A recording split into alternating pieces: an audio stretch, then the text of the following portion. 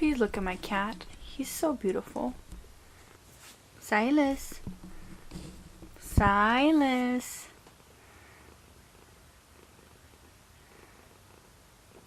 Hello and welcome back to Sandra's Shelf, where I talk all things self-help, mental health, and lifestyle. I just realized that in the last two videos I forgot to do my intro because I was just so involved in the things that I was talking about and I just wanted to vent. So today's video is no different. I'm still venting. I actually do have notes though, so that's going to be a bit better, a bit structured. I used to literally, I kid you not, script all of these videos in the past, but although I do still spend the time to think about things and to, you know, kind of write them down, jot them down, I don't anymore script them because I feel like scripting has become very unnatural to me to talk about things that I've scripted. Obviously, if I'm giving out like specific information or specific quotes or specific statistics or whatever, or research or a quote from a book, whatever, I'm obviously gonna, you know, read something off or like try to memorize something. It seems to me that a lot of people do enjoy like just this free talk, this free, you know, expression, like what mixed in with advice but like personal experience, and I have been doing that in the last year. However, I feel like I was still very much structured, and there's nothing wrong with structure. Sometimes I'm gonna be more structured than other times. I think it's just a mood thing, honestly. It's very much of a mood thing. But yeah, having said that, I want to talk about something I've never said out loud. Like, this is the first time anyone will ever hear me talk about this, because it's something that I secretly held on to in the past, especially when I was doing that, and I was so ashamed of it that the last thing that I wanted is for someone to know that that was what I was thinking and that was what I was feeling. So although I was angry at people that have never experienced trauma and I couldn't connect really to them, I mean, I feel like I can connect to everyone and anyone, but back then I would have that like lingering resentment. And obviously you don't want to tell anyone like, oh, I'm resenting you because you had a better life, or I'm resenting you because you didn't go through the same traumatic experiences as me. Like, it's really messed up, right? And I recognize that, and I recognized that back then. But one thing I didn't recognize is the deeper issues and the deeper like narratives that I was feeding myself in order to feel justified. And it's that narrative of feeling like you are more worthy, or you are more strong, or you are more capable as a human being if you suffer, if you work hard, if you've been to adversity. You know, it's like anti-nepotism, baby, you know, like it's that typical like drags to like riches type of narrative, right, that we always promote and that we always like to hear about, because it feels like it's more worthy, and we're sold this idea that only through very deep, challenging, traumatizing adversity and injustice and all these other things that make someone worthy. But really, like, trauma is not quantifiable. If anything, trauma is just something happened to you and you didn't have the resources to heal the wound before it manifested in the way you react and see the world afterwards, right? And I think that's something that's still always going to be a discussion as to how people think like, well, my trauma is bigger than your trauma, or this is bigger than, and no one is saying that it's the same trauma. Trauma is trauma. It's the way that we react to it, and it's the way that we invalidate people's trauma all the damn time. Because I read this thing actually by, who was it? Pepsi break. Okay, sorry. I read this thing actually by Zadie Smith in her collection of essays called Intimations, where she was talking about different people and different experiences and social classes during the pandemic. And she was saying something about, you know what, let me go get it, because I hate when I paraphrase or I try to quote something and I do a terrible job. So let me just go grab that book before I start spewing nonsense. Okay, I got it. It's this book. It says here, Suffering is not like that. Suffering is not relative, it is absolute. Suffering has an absolute relation to the suffering individual. It cannot be easily mediated by a third term like privilege. If it could, the CEO's daughter would never starve herself, nor the movie idol ever put a bullet in his own brain. Early in the crisis, I read a news story concerning a young woman of only 17 who had killed herself 3 weeks into lockdown because she couldn't go out and see her friends. She was not a nurse with inadequate PPE and a long commute, arriving at a ward of terrified people, bracing herself for a long day of death.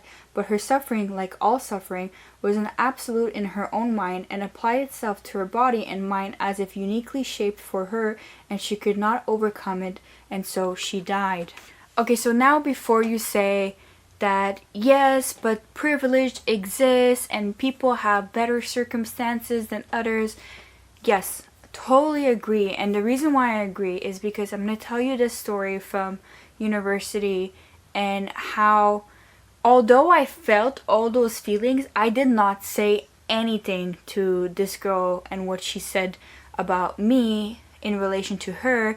And I think it's because on the one hand, it didn't take me, on the one hand, in the moment, as much I was like so angry and I was so like, you're so privileged, like how could she even say that to me? On the other hand, I realized, you know what? It's like, yeah, but probably she sees my life as privileged too in some weird ways, you know, like, of course we all have different privileges. Of course, race, class, socioeconomic class all comes into place, and we cannot discredit that.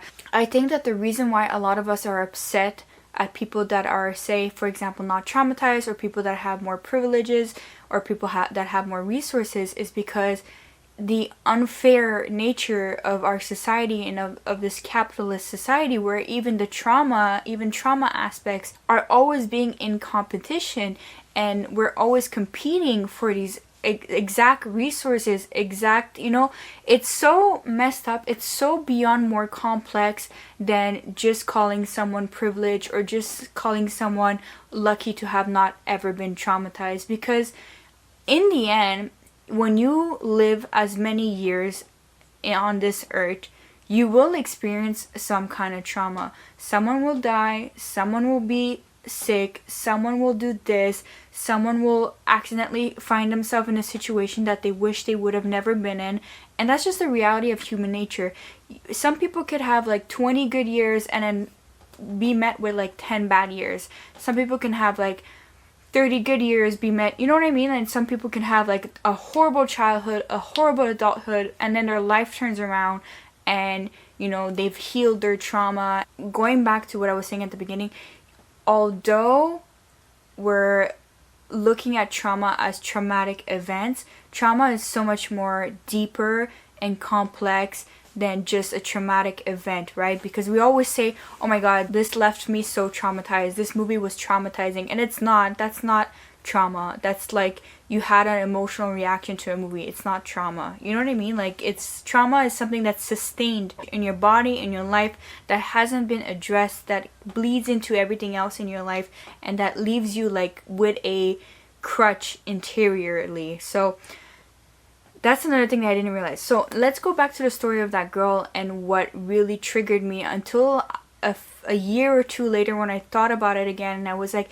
maybe I was privileged in her eyes as much as she was privileged in my eyes, and she was talking about an injustice while I was also talking about, I didn't tell her, but I was also feeling an injustice. When I was in university, most of my friends knew me as the person that would commute 2 hours and more one way to get to class, and who would commute 2 hours and more the next way to get back home.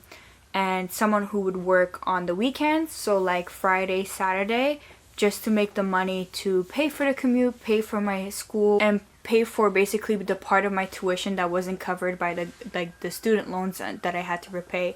So obviously I had to work, right? And the thing is, I was like severely overworked, like with school and having a part-time job that I was always working out and commuting for that many hours. was so draining to me. And on top of that, my first year of university, I almost failed out because of mental health issues and just like not being able to cope with anything at all. My first year of university was the worst, and then I spent the next 3 years of university literally making up for that. So like taking extra classes, doing extra well in all of my classes. In the end, it did pay off because I got to do a master's. Like I was even encouraged to do a master's by my professors because they saw that resilience and that drive to learning and loving to learn. Anyways, so all this to say that some of it was also my own fault, as in like instead of having to take 4 or 5 classes per semester, I had to take, I believe, 6 classes every semester without fault in order to come up with the mistake that I had made in my first semester, which is not a mistake, it was just a mental health problem. And the way I used to live my life is that you have a mental health problem, you don't say anything until it's like too late, until like you're literally in the hospital, which is what happened to me. So having said that, it was really hard because those 3 years after my first year, I could have asked for accommodation. I could have been, but that's not how I was raised. I was raised to like never talk about your issues and like suck it up, buttercup. And now I think I'm like going the other way where I'm talking more, but still like understanding that nothing will get fixed unless I want to, unless I put the time and effort in it. But sorry, I digressed again. Let's go back to the story.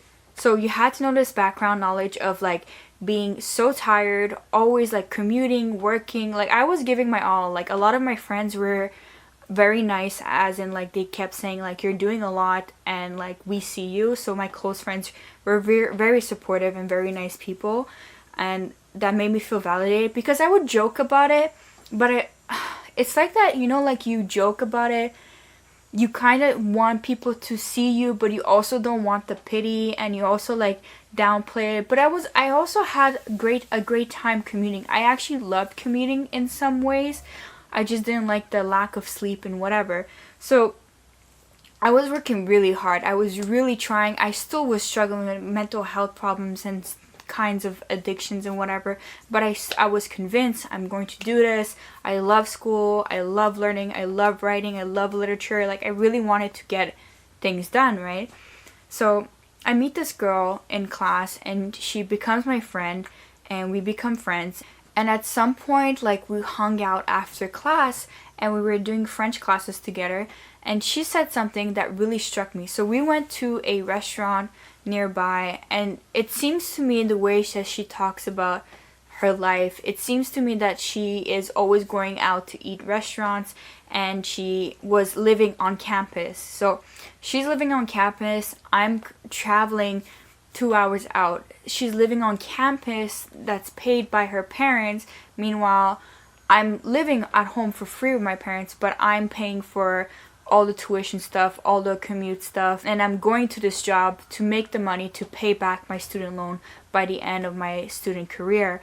So to me, when she said this one thing, it really shocked me. Hi, my loves. So I'm just here to clarify something because I'm editing right now and I realized that I missed a few key points.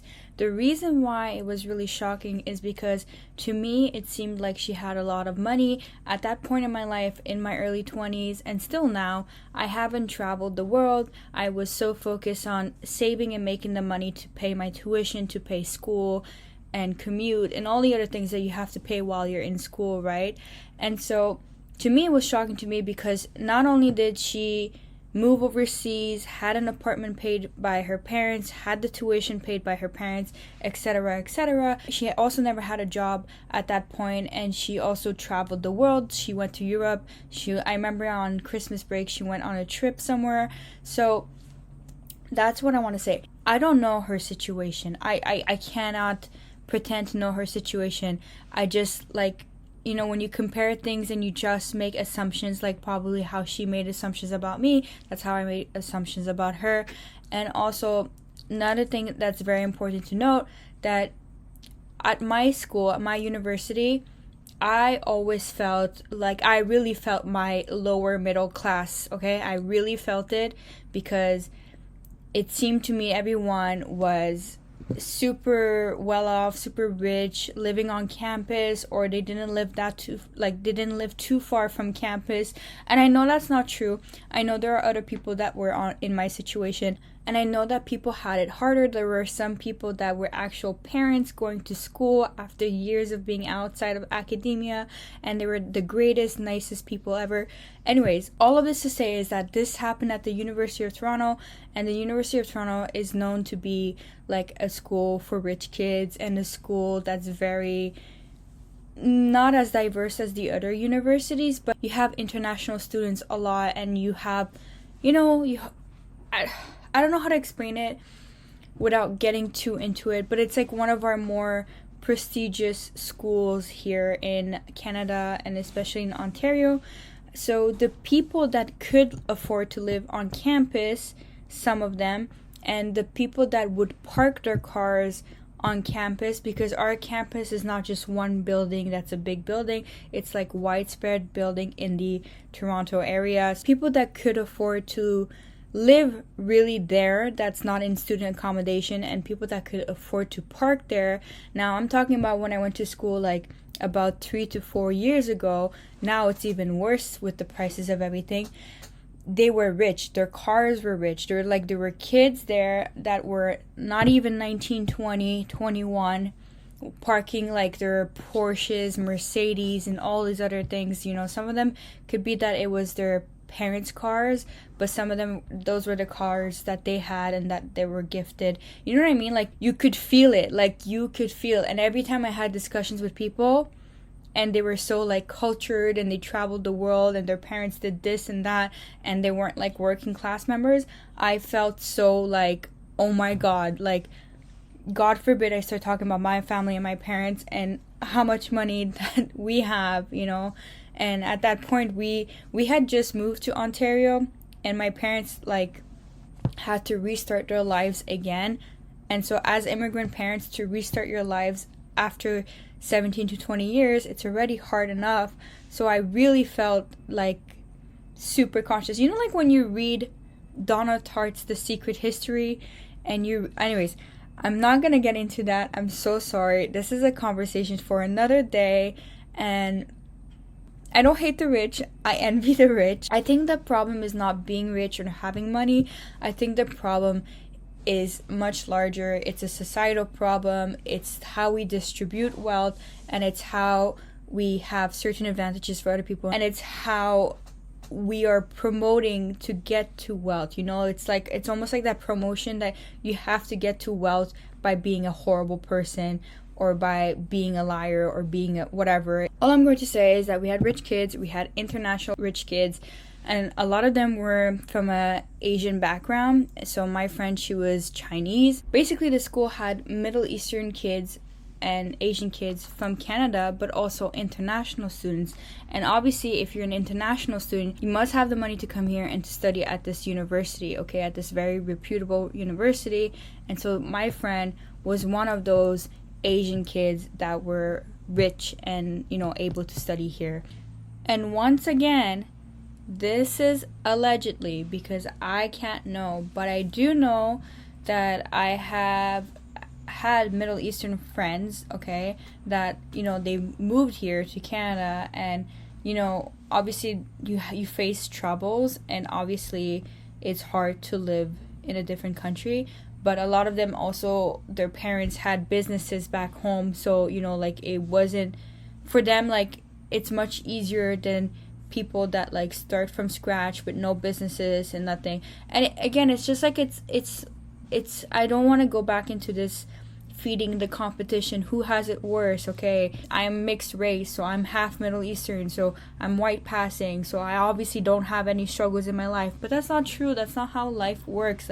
We all have our set of struggles and problems and privileges, right? So what I'm just trying to say is that, to be completely transparent and honest, she wasn't an international student. She did appear rich, but she was also Asian. So we have to factor all of these things in one, right? And our school was very elitist in some ways. I loved my school, but at the same time, it was very elitist, and you either had to be really good or really well connected, or you really had to, you know, you have to have the money basically, or you have to have the time to study, or you have to have, you know what I mean? Like it's just like a wealth of like,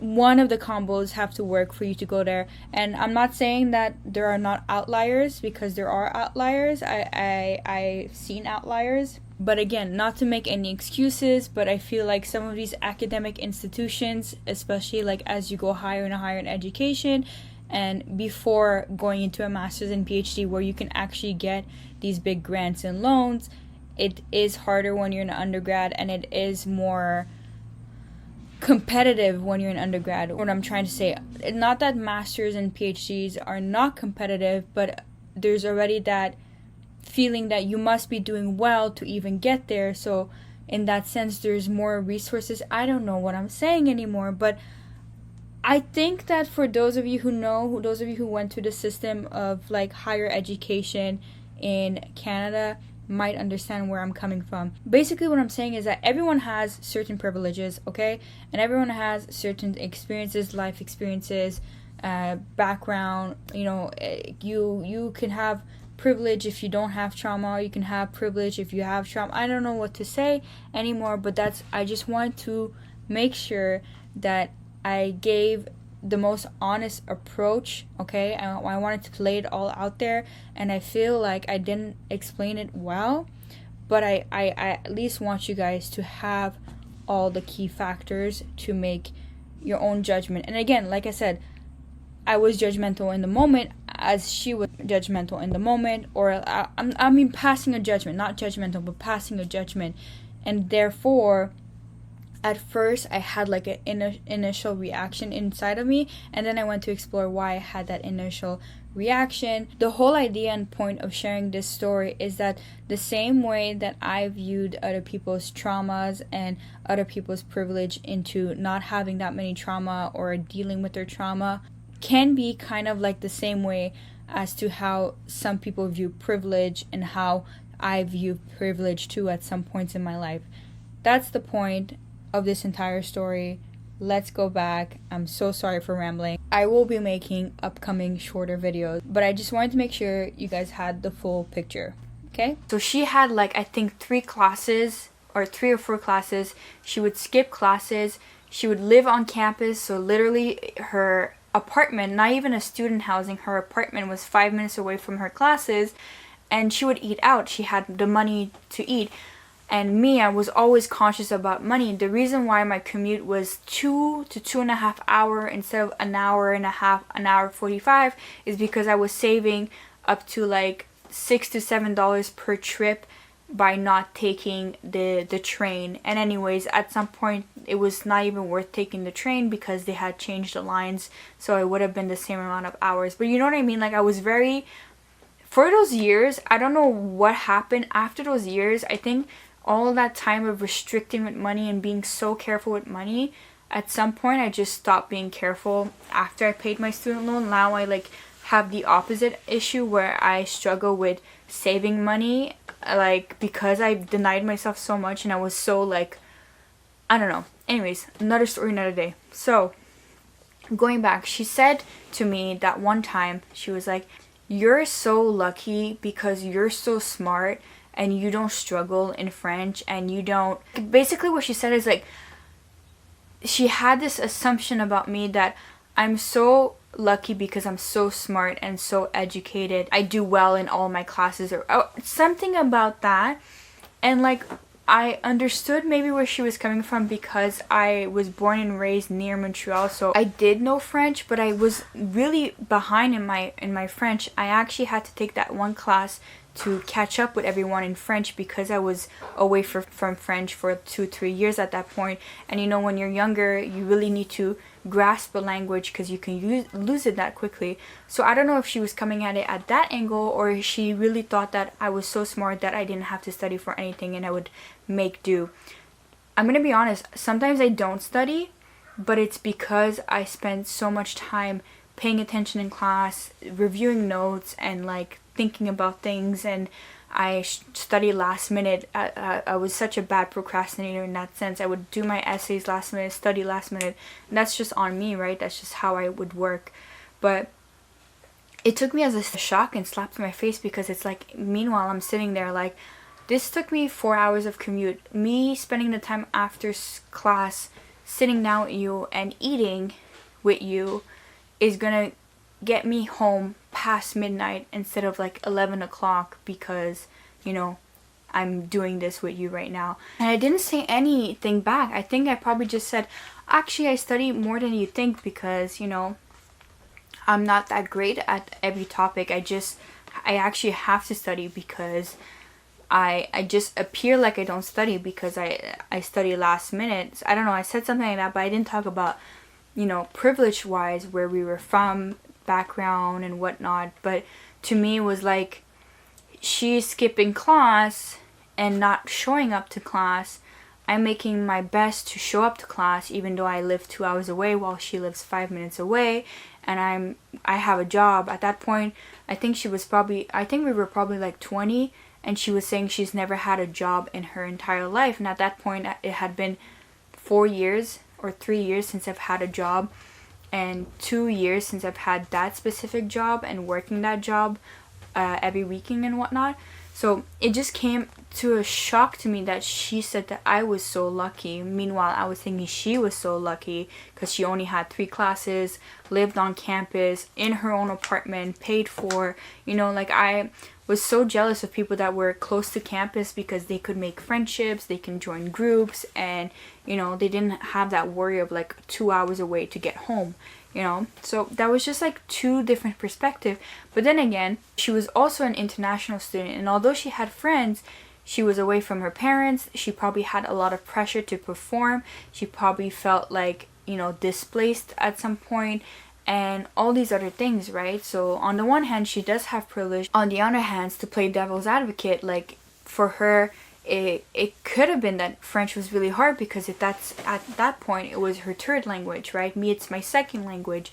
So I can understand now that she said that, right? And I can understand how she felt in that way, that it seemed to her like it seems to me that her life is so much easier for her, as my life is so much easier according to her. You know what I mean? Now let's get back to the point. Why was I so angry and resentful and distant towards people that have never been traumatized? And I think I have some good answers. I obviously don't have all the answers, but I have some good answers. First of all, I never sat down to talk to these people about my own trauma. I automatically just assumed that since they appeared to not have any trauma from their life experiences, that they wouldn't understand me or wouldn't, like, you know, relate to my life situation, right? Now, before we take this further, I want to say that it is true there are some people that do not relate. There are some people that live in a bubble and they don't even have kind of like those empathy tools to like even try to relate or try to understand a person. And for that reason, I can understand why traumatized people and people that are going through stuff don't want to talk to people that seem like they're not going through stuff, because we're afraid of being judged or we're afraid of being misunderstood. In that sense, I totally understand where I was coming from. I had that deep fear of being judged because when I was younger, I did open up about my trauma or the way I see the world, and people were absolutely not having it. People were like, this girl is trouble.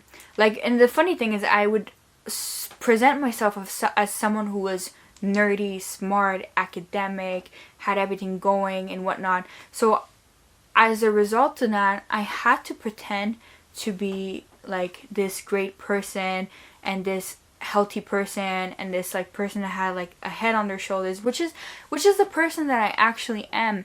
However, when you have to separate yourself so much, it feels hard to be around people because you're creating that separation where you want to protect yourself, protect your trauma so people don't abandon you, people don't criticize you, judge you, misunderstand you, right? So that's where the anger came from.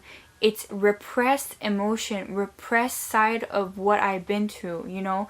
When you look at someone, it's like a book, right? You cannot judge a book by its cover, right? Yes, there's a title, yes, there's something, but a book that's more like vague, like a romance book, or I don't know, like this one or something, like you can't really judge it until you read it and understand it, and until you experience it yourself and figure out what you like, what you don't like, what do you resonate with, what do you don't resonate with. And it's the same thing with people, right? I have an appearance, I'm acting a certain way, I'm talking a certain way, and the people that are watching are going to make an assumption about me, right? And I can present myself however I want it. I could literally wear a wig, I could literally start talking like high pitch like this, and I like to talk like this by purpose, and you guys would be like, okay, sure. I mean, some people do talk like that, why not? But for me, it would be so out of character because that's not how I talk. Like, I talk actually like this, and sometimes I have more energy, other times I don't have energy. Sometimes I make a lot of jokes, other times I don't make any jokes. Like, that's just my personality. It's something that I've accepted about myself.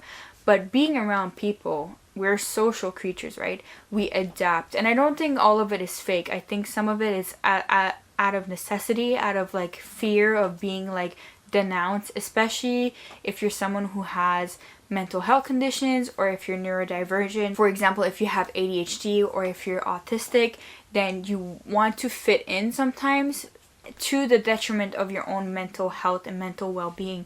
And I think that's what I was suffering from, and that's why I harbored so much repressed anger, and then that anger became into shame because I obviously would never ever ever wish for anyone to go through trauma or to go through the life experiences that I have gone through. And I know in my heart that people have gone through worse, right?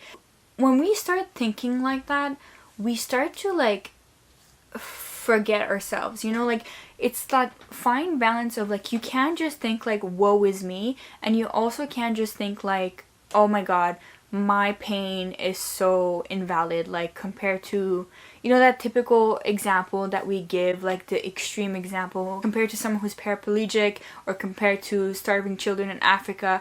And it's always like, why are we always operating in the extremes? And of course, like, it's just, it's different. It's always different. Suffering is a part of the human condition. And unfortunately, with suffering and not being able to deal with the suffering, trauma lives in our bodies, right? And some of us know how to deal with it. Others have to learn more and more how to deal with it. And then on top of that, some of us pretend like we're dealing with it, but we're not. You know what I mean? Like, it's just so much more complex than I understood. And especially when you're in that stage of like not feeling well and not feeling up to par with who you can be or who you want to be, it's very easy to feel triggered, and it's very easy to just put quick labels on people. And it's because you're afraid that people will put quick labels on you and judge you. I was so angry, and I felt like so justified and righteous in my anger and in the, you know, injustice. And I think like when you grow up around people that are like that have that kind of victim mentality, let's say, or that like righteous mentality, it's also a very, I don't know how to explain this without sounding horrible, but it's also a very immigrant parent mentality of like,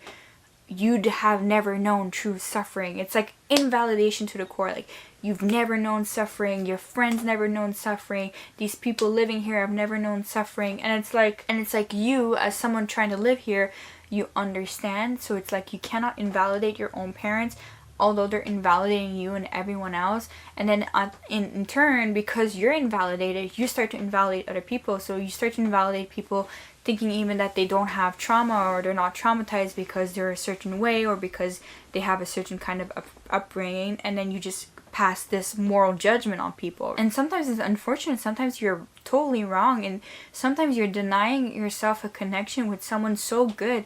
It doesn't matter if they've been traumatized or haven't been traumatized.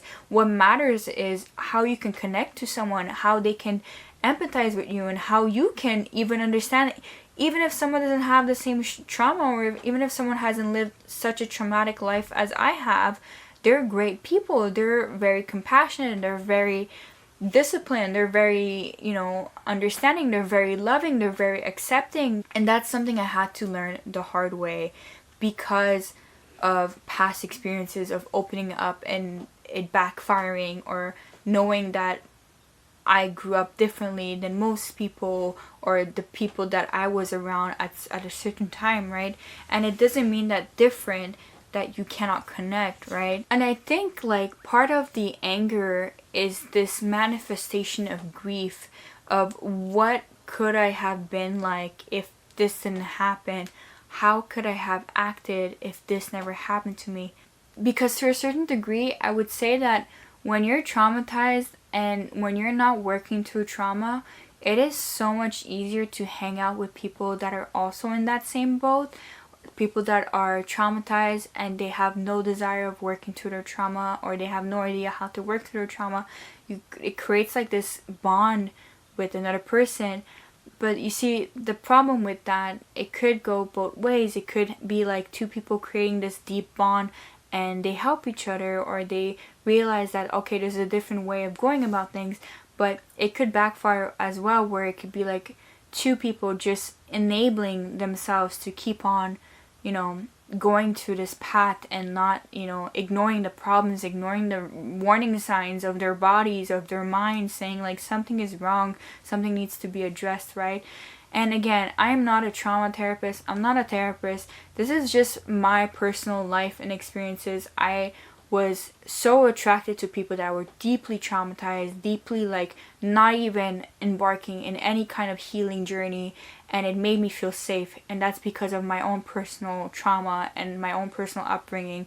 I was so used to chaos. So immediately when I saw someone that was not traumatized, I was like, oh my god, they're so boring, they're lifeless, they're this, they're that, they're like, they're just going to be boring to talk to. I won't have anything to connect with them. And the funny thing is, I would connect with them and I would never ever ever say these things to their face, although like I felt it and I believed it, and I didn't believe it 100%. I knew somehow deep down I was wrong. But the reason why I felt like I had to make it a them problem and not a me problem is because I was afraid not to fit in. I was so deeply afraid, and I don't have to fit in. That's the thing that I had to learn. I don't have to fit in anywhere. The point of life is to connect with people and to connect with good people. It doesn't matter if they're traumatized or not. And, as long as they're trying to be good people, as long as they're trying to understand you and you're trying to understand them, I cannot expect that person to accept me if I don't even accept myself, and if I don't even accept them or try to accept them. You know what I'm saying? So I think part of that anger is that grief of like wishing you were like that, wishing you were part of something, but knowing that you're different, but knowing that you cannot undo the past, and that's okay. And I think you have to come to that point where you have to accept in order to move on and be better, right? And now again, coming back culturally and socially, we were fed this idea that trauma makes you stronger, trauma makes you smarter, trauma makes you more intelligent, trauma makes you X, Y, and Z, right? But the thing is, it's so limiting to say trauma makes you weaker, trauma makes you stronger, trauma makes you lazy, trauma makes you overachieving. Like it's so limiting because it can be true for some people and it can be not true for other people. So at the end of the day, it all varies by person. It all varies by how you handle your trauma, how you end up, living with your trauma, how you end up seeing it, feeling it, expressing it, right? So we cannot put these attributes around trauma because it's so limiting. And for a very long time, it's like letting myself continue to live within trauma just because I thought it made me smarter, stronger, nicer, more empathetic and whatnot. And I think living like that can be so limiting and bad for you. It's like a martyr effect where you think you're a martyr. Martyr? You think you're a martyr? You know that word, martyr? It's so weird to say in English. Martyr. Hold on, let's pull this up. Martyr. It's my accent. It's my accent. Definitely my accent. Martyr. Martyr. So you think you're a martyr, and society puts people that have been traumatized or mentally ill as martyr or as victims, right? So it's like we need to break free from these narratives, you know? We need to understand that yes, it can be like that, but yes, it can be different. Yes, it can be hard to be friends with people that haven't gone through the same life experiences, but yes, it can be worth it, and yes, you still can connect, and yes, you can still share. You know, the whole point of human connection is to share things with each other, even when we haven't been through the same thing. And it's funny that it took me some time to realize that back then, because as someone who reads a lot of literature and who loves to read about people's lives, good and bad, and you know, fiction or non-fiction, I could never understand what it is to go through war. I've never been through war, right? And again, I would never invalidate someone who's been through war, as much as I wouldn't want them to believe that they can't talk to me because I've never been through it. Obviously, it's easier and sometimes it's more beneficial for people to talk with other people that have been through it so that they can feel supported and accepted and needed. But at the same time, why have one kind of support when you can have two kind of support? And I would never put myself in a position to think that I know best, but I can be a supporting character, if you guys understand what I'm saying. So, and reading these narratives of people that have gone through wars, past and present, makes me have a different viewpoint, makes me have a different stance in life and stance in politics, and you know, makes me more empathetic, compassionate. It makes me think about different things that I don't think and I don't experience in my life, right? And again, it's just that fine balance of like thinking deeper than the surface, thinking deeper than just yourself. Sometimes it's about like even putting yourself in other people's shoes and knowing when you have to stop putting yourself in other people's shoes to protect yourself, right? It's like so much nuance is always missing in everything, and it's so hard to just take one side, in my opinion. I don't know why I struggle so much with that, because I think like when we take one side and we battle it to the end, we have these extremist ideals and extremist ways of seeing life, and it's very stuck. It's very stuck, and I see it with other people. I've seen it with how I grew up, and sometimes my ideas were so stuck, and when I started pushing back, when I started thinking different things, people were very hesitant at first, very resistant to it. And then when I brought something new, I brought something, a different way of thinking, a different way of seeing things, it feels like it opened not just myself up, but it opened the people around me up to new experiences, to new ways of thinking, new patterns of thinking. And I think that's what it is to be human. And again, someone could argue too many patterns of thinking, we go crazy, right? We don't know what to do with ourselves. Too many options is no option at all, right?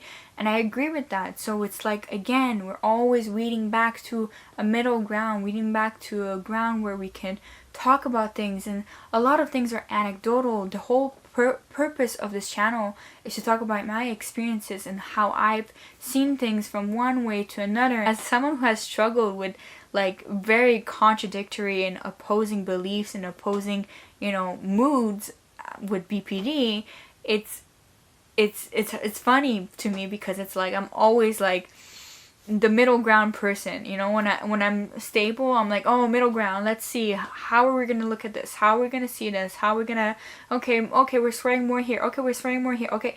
And that's, I don't know, that's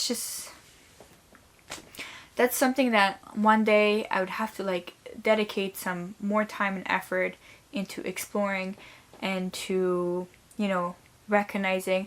And obviously that does not mean that I don't have one stance. That does not mean that I believe in all the ideas, all the beliefs, you know. Obviously there are some beliefs that are so harmful, they're so connected in like these race wars, these gender wars, and all these wars that we are having currently. And we are all biased in certain ways, and we all have our own experiences to rely on. And then there are statistics that we cannot, you know, fake or pretend that are not there. But at the same time, we have to find this way where we can all make all of this work You know what I mean? Like it's very hard, and I watch people from different backgrounds talk about these things, and it's very easy to invalidate a group at any time. It's so easy to invalidate people. I would say that it's easier to invalidate online, and in life, in real life, it's easier to invalidate than it is to validate. It's so hard to validate nowadays, because the funny thing is that we all think that we are a validation based society, blah blah blah blah blah.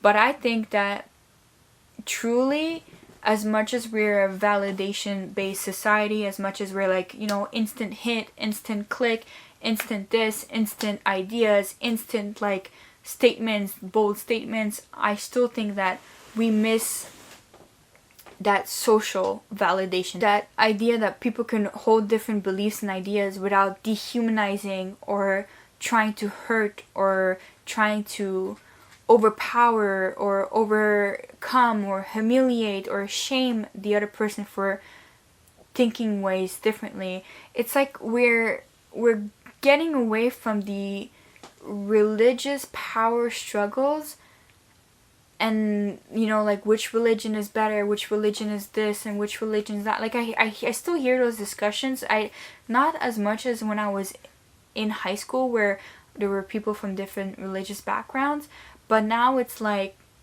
gender, which gender has it worse, which gender has it this, and now it's like men and women in a patriarchy, and you know what, like I'm involved in all of these, like don't get me wrong, but my channel is more about mental health, but these other topics are also very important. I think everyone should lend an ear and do some research and see where they stand, and like realize, okay, can they change their stance, can they understand, can they put themselves in people's shoes, and we also have to do this carefully, right? We cannot put ourselves in everyone's shoes, right? Like we know what happened with the one mustache guy, right? So obviously it's not a solution either, and it's obviously I don't know how to explain this. Like every day, all the information all the time, I always feel like it's so hard to keep up and to make an opinion, right? Everyone has different opinion, and I think also with the rise of capitalism, and it's just made us more hateful, and it's made us disconnect even more, and the divide everywhere of everything, of every opinion, like even like if I was to say online like I hate pickles, I don't understand how people will go out and say that you are the most ugliest, dumbest person just because I hate pickles, for example. I don't hate pickles, by the way, I love pickles, but you know what I mean? Like it's just, it's so much, no nuance, everything is for profit, everything is for shock value.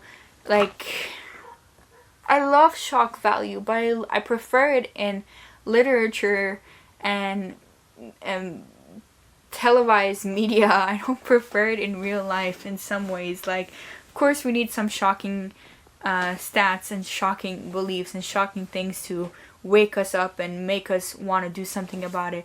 But at the same time, when everything is shock value, we're losing shock value. Again, nuance. Everything's shock value. No, nothing is shocking anymore.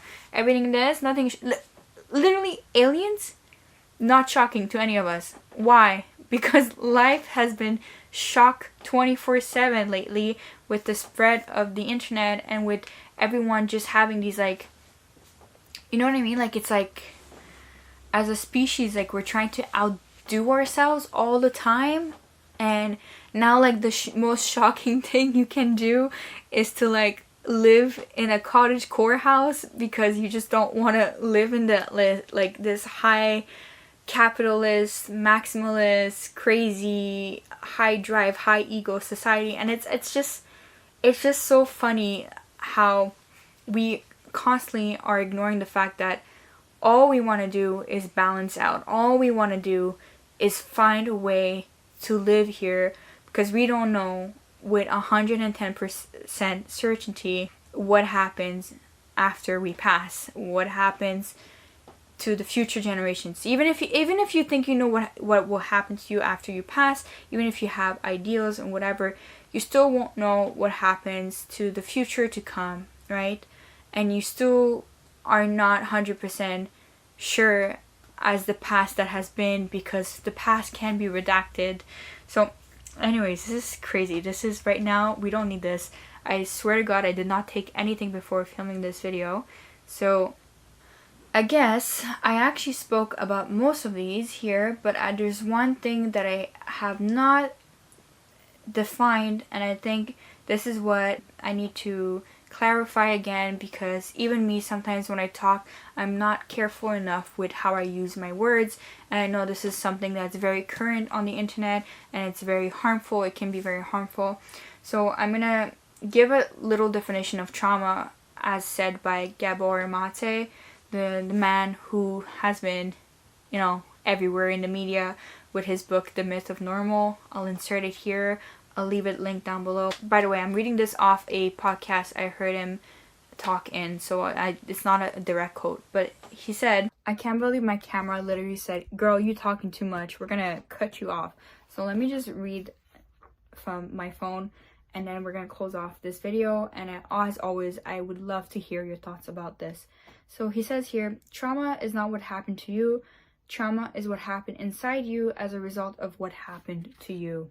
So yeah, even if someone doesn't have the most traumatic life experiences, even if like they've had nothing major happen, trauma still can live in them. So we can't judge people at face value either, right? So yeah, I don't know, there's so much. I know some of it can be contradictory. I know that there is not like one answer that can please everyone. So I really envy people that find one answer and stick with it and can accept that one answer. I do struggle with that. I do sometimes work on that, but I do also like thinking about things in more than one way. And, you know, sometimes I change my mind, change my opinion, change my approach, but I think that's fairly normal, like fairly a normal thing to do. But let me know what you think. Let me know, have you ever experienced this kind of anger, resentment, distance towards people that you thought that were not traumatized, that you thought that were well off, more privileged than you? And what did you do after? Like, did they reach out to you? Did you reach out to them? Did you try to let your guard down? Has it been successful? I know there are times that we're not successful. I know there are times that we feel even more invalidated, or sometimes we feel even more validated, etc. So honestly, let me know. So I love you guys so much. Thank you for listening to me. Thank you for spending your time with me. Thank you for letting me vent. Thank you for letting me talk about things that I've always been thinking about, and just getting the courage to start talking about it more and having conversations with you guys. So I love you guys. As always, take care. Everything is going to be linked down below, and I'll see you on the next shelf. Bye!